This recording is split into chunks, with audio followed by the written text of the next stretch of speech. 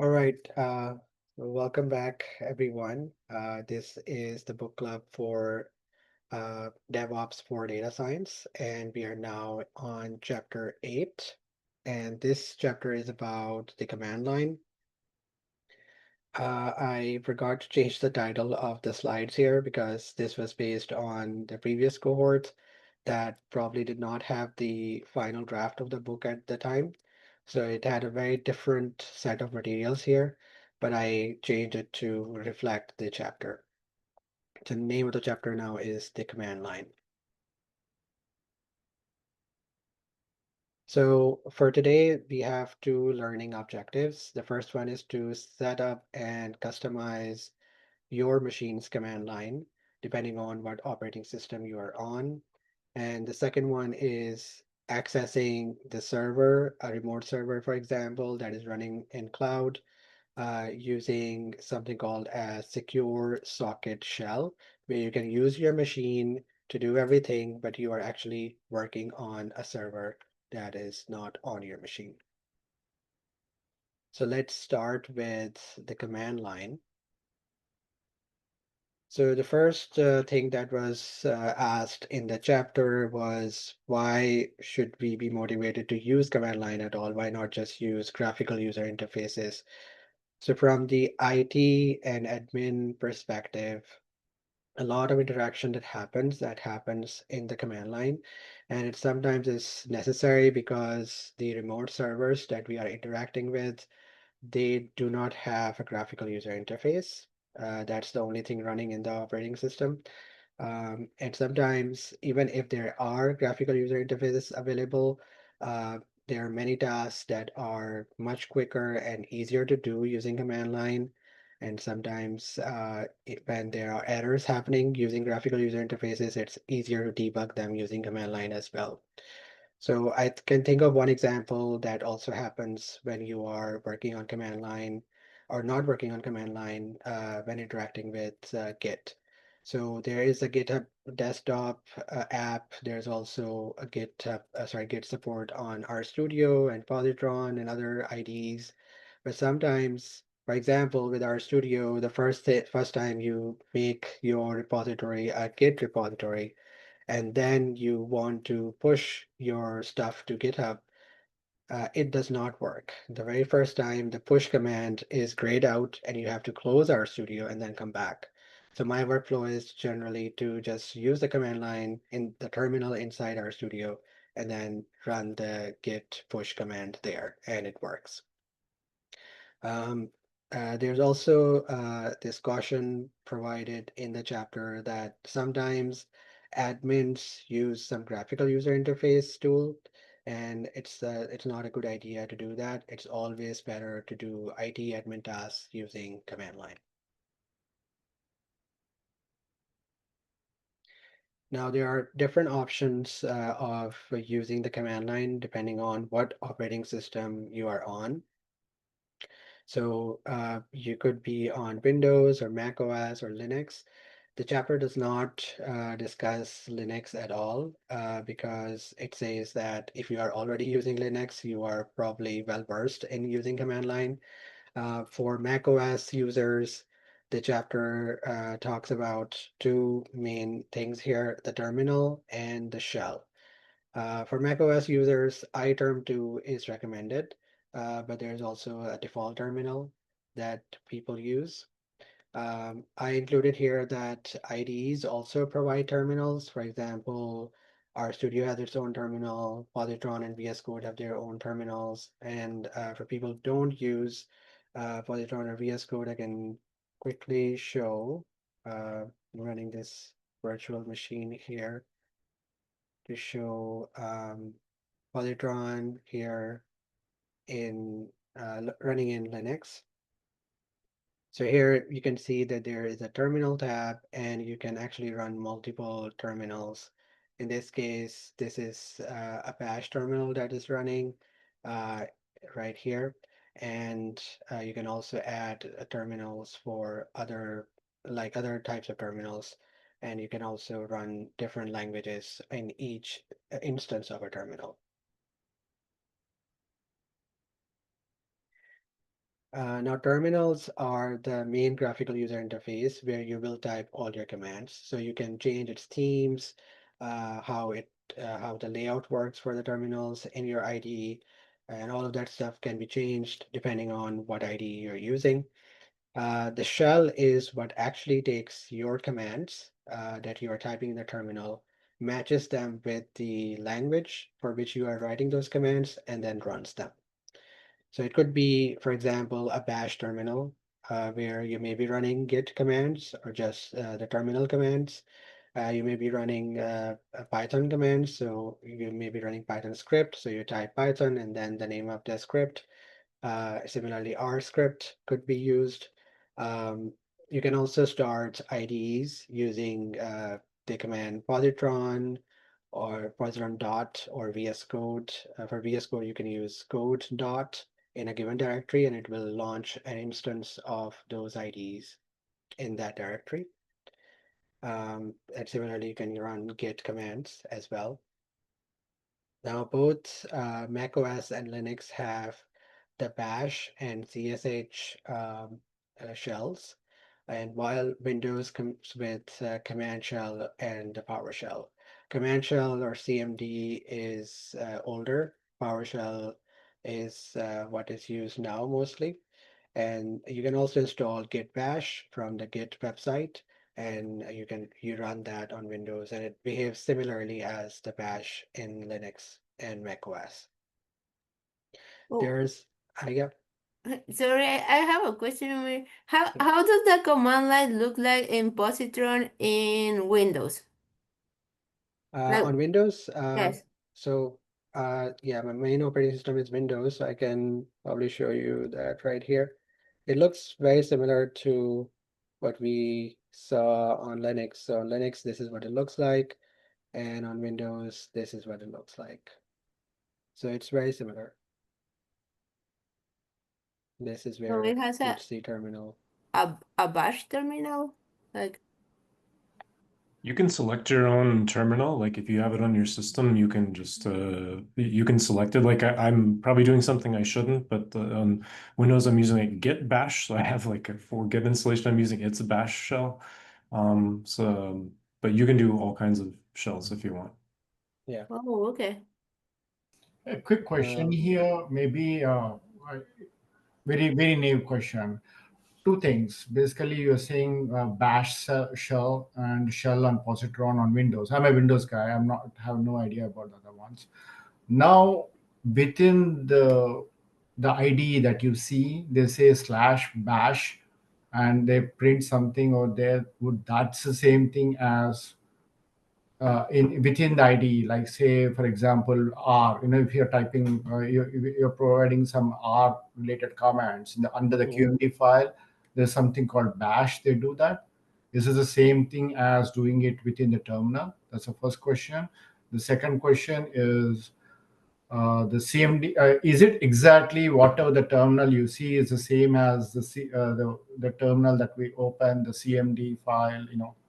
The way we do in the traditional Windows with CMD. That's is that the both are the same? I would say the functionality of the both is the same. The things that you're trying to do with both types of shells is similar, but they are different tools and they behave a bit differently because they have their own commands. So, for example, CMD on Windows has certain commands that will not run in Bash, and there are some commands that will run in Bash, but they will not run on CMD. But there are other commands that are common and they can run on any shell. For example, if you have Git installed on your machine, then if you use CMD, it will work there. It will also work in PowerShell. As I understand, I've never used it in PowerShell, but it would also run obviously on Git Bash. So depending on what shell you're running and what command you're running, it would allow you to run certain commands and not others. Okay, so Um, these are all different flavors of the of the shell, yes. okay. I sorry. Uh, And regarding the second question, where they say you see there line 19 on your screen, line 19. You said bash over there. Yeah, yeah. line 19. Yeah. Yeah. So that is the same thing running your commands on the terminal. Is that true? Yeah, so I'm not actually running it here, but yes, if I allow it to execute this code chunk, then it should be running it in the bash shell. Yeah. Okay, it's like same thing that you type within the terminal underneath it. Yes. So Oh, if I run, if I, for example, select bash here, so this is a new terminal that is started, and this command, I can run it as is in this terminal. okay. Okay, switch back to the slides. Yeah, and the last option for Windows is also the Windows subsystem for Linux. So now it is WSL2. So if you allow WSL2, or actually I should say enable it WSL2 on your Windows machine, then you can run a Linux terminal. You can actually run Linux in your Windows machine. You don't have to have a virtual machine to run Linux. Thank you. No problem. In configuration management section, the chapter talks about some customization tools. For example, for the layout of the windows and not the operating system, but the window layout, how many tabs you want, what tabs you want for your shell, and the text theme or plugins that you can enable. For macOS, I don't use macOS, so I'm not sure how these work, but the chapter mentions Presto and Omizish as certain tools that you can install. And these would allow you to configure three different preferences. That is iTerm2, which is one of the shell options in macOS, the ZSH configuration file, which has this extension, and the Presto configuration file. So this would allow you to change the layout of how your terminal look like and any colors and fonts you want to change. Author also recommends looking into Git plugins, auto-completion plugins, and command history search functionality. For example, in Positron, you have this search functionality. In RStudio, you have the Control Shift F uh, keyboard shortcut that you can use to search any files, any text, any code in any of the files that you have in the selected working directory. So here I have, for example, if I want to look for the verb Ubuntu, I can just search that here, and it shows me that it shows up in EC2 and the HTML version of the same file as well. So everywhere this name appears, it would show in this current working directory. So you can enable that for other tools as discussed in the chapter. In Windows, there's also this utility called as Oh My Bosh for changing the theme and fonts for PowerShell. I've never used it. Then there are text editors that would allow you to run your terminal, and we discussed that there are multiple IDs that allow you to edit text, create script files. There are also standalone text editors as well. Sublime is a very popular example, and Notepad++ is also another option for Windows users, which is like a Notepad on steroids. Okay, so that was about command line. The next section is about SSH.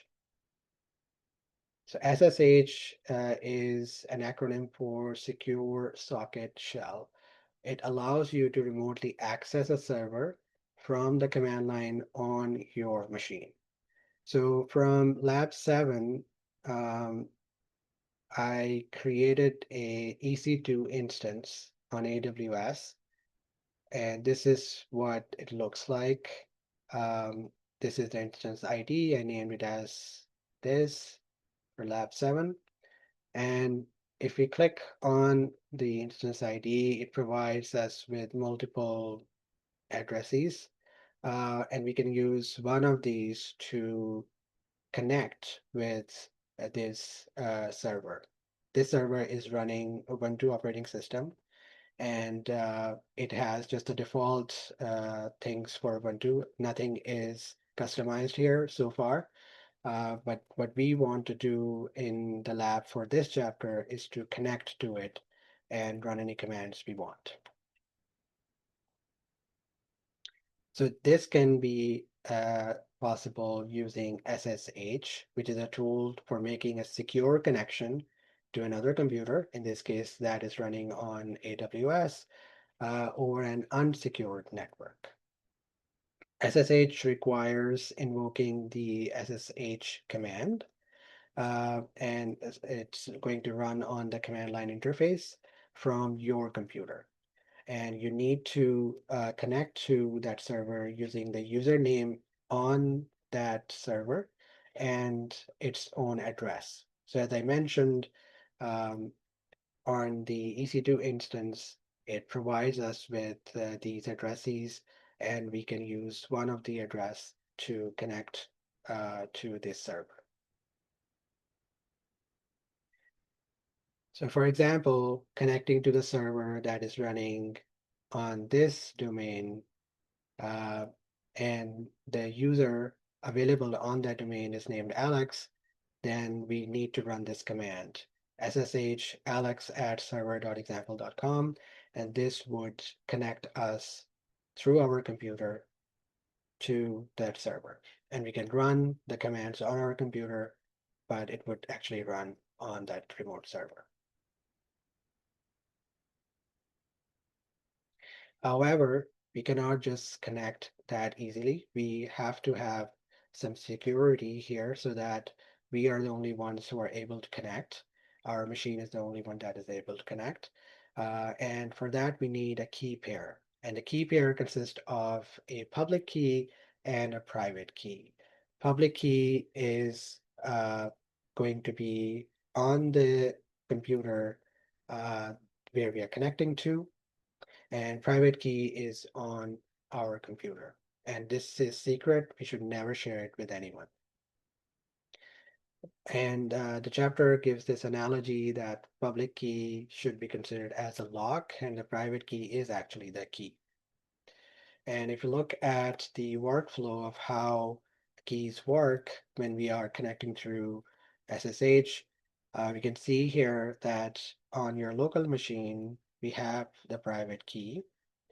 And when we type SSH command, it will then make a request to the remote server, which contains the public key. It checks that the key pair is correct, and then it will open a session, and we then be able to write our commands through the SSH.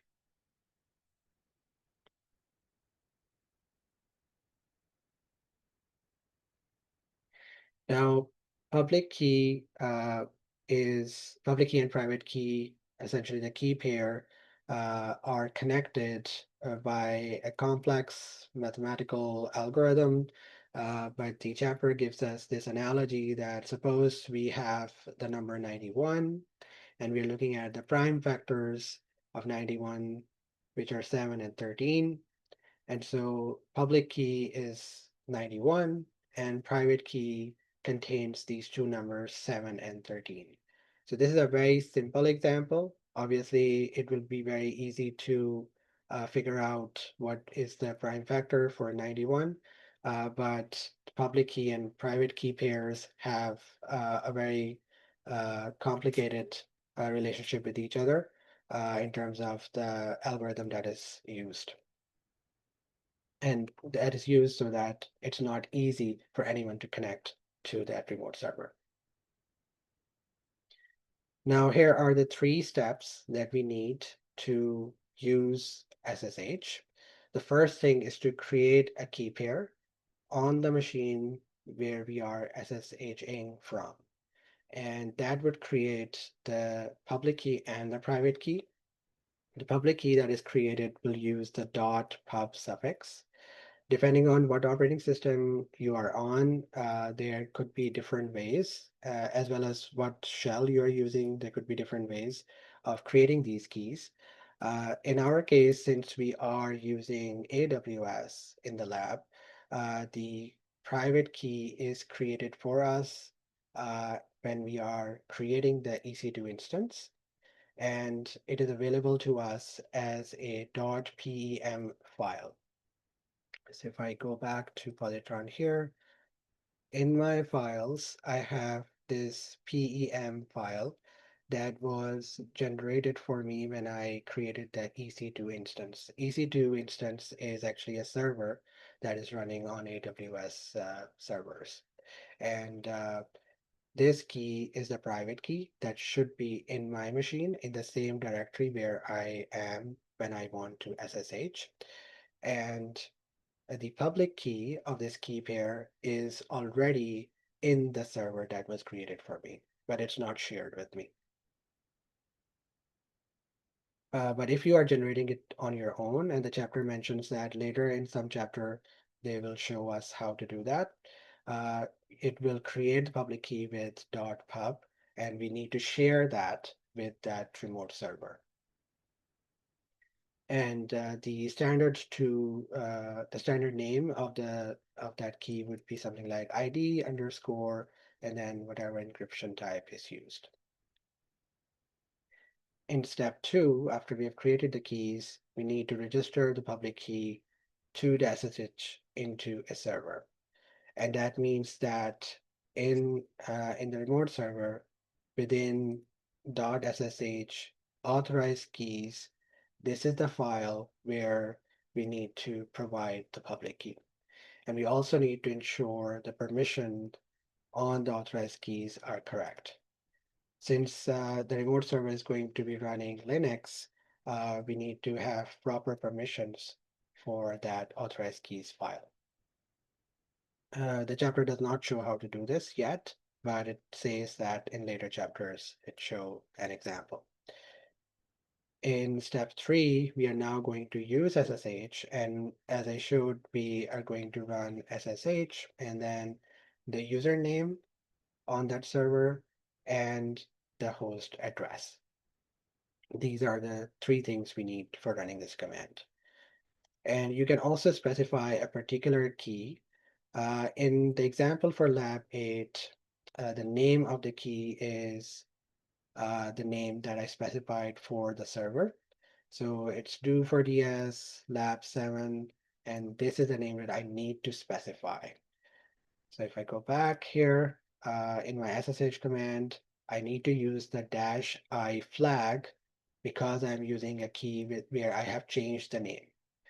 But if we are not using EC2, if the remote server is running somewhere else, then you would likely have to use just the default names, and that would work. We don't have to then use the -i flag. Setting up an SSH config file is also needed if you are regularly using SSH. So it would be easier for you to type something like SSH alex-server rather than typing this whole thing every time you are making the connection. So currently in the lab 8 example, I'm going to run this command. If you go to the EC2 instance, EC2 example, sorry. So this is the bash command that I can run to connect. Now this address, this is the server address, and this I got from the instance summary. For some reason, I don't see it here anymore. The first time I made the instance, it was shown here and I just copied it, but now it's not showing up. Maybe it's a security thing, or maybe I'm missing something, but it's not showing up on this page anymore. Anyways, going back to Positron, Here I'm using SSH command, then -i flag because I have this custom name for my key. And remember, this is the private key. And then Ubuntu is the username. And then after I provide the address of the server. So let me check if the server is already running.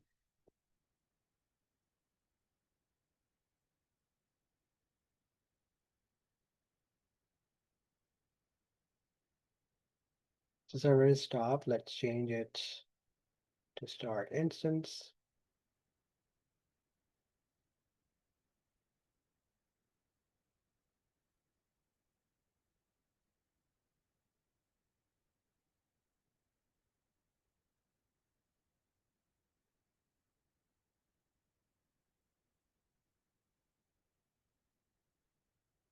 Okay, it's running.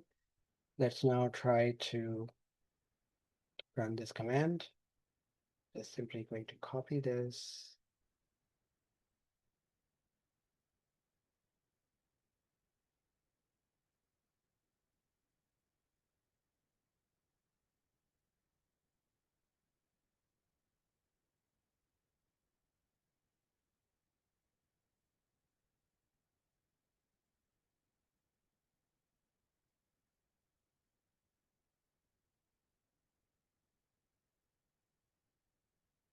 Action refused.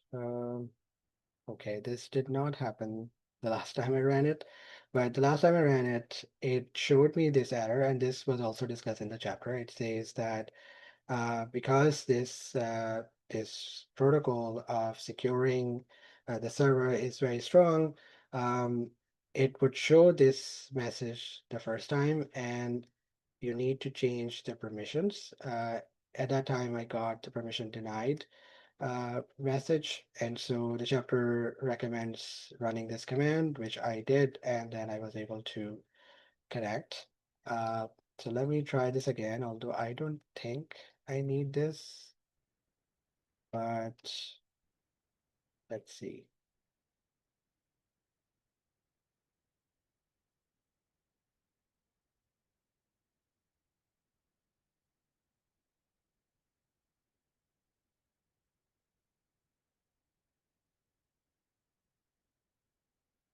It's probably because I just reran the instance. It was stopped before. Maybe it requires some time. But yeah, it's refusing it. Connection refused. And I'm not sure why in the instance option it is not showing me the public. Oh, now it's showing it. Maybe it has changed. Let me try it again.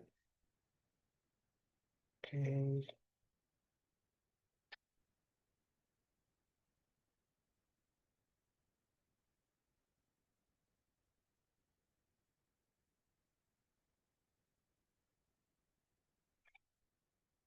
Should be.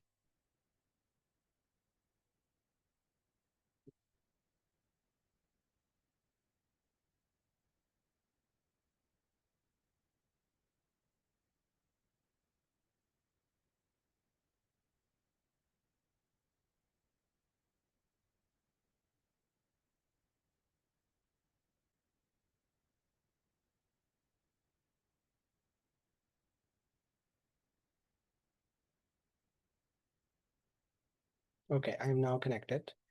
And the reason we know that I'm now connected is because you can see that we previously had this, but now we see the Ubuntu user. So we are now connected. So we are now running the server on EC2, and we can do anything here that a server allows you to do. The only thing that the chapter mentions is to exit it. Any questions?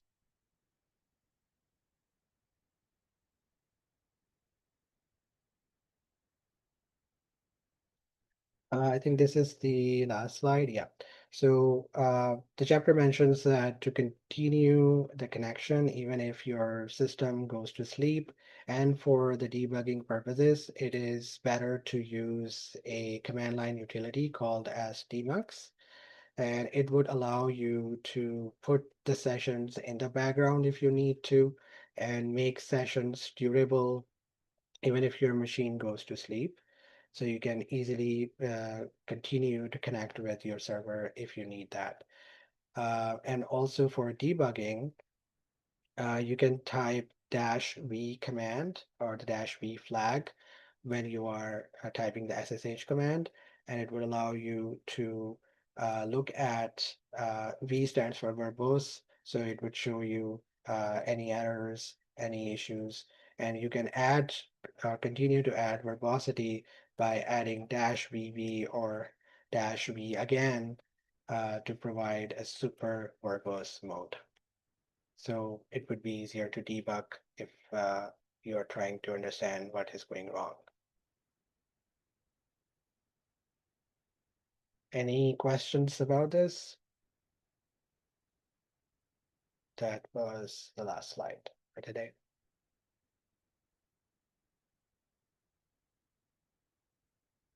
All right.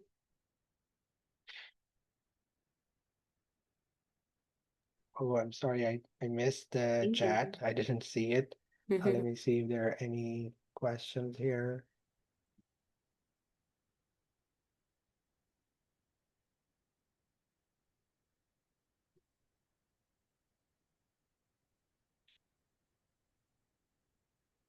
Oh, Vim will also be covered later in the book.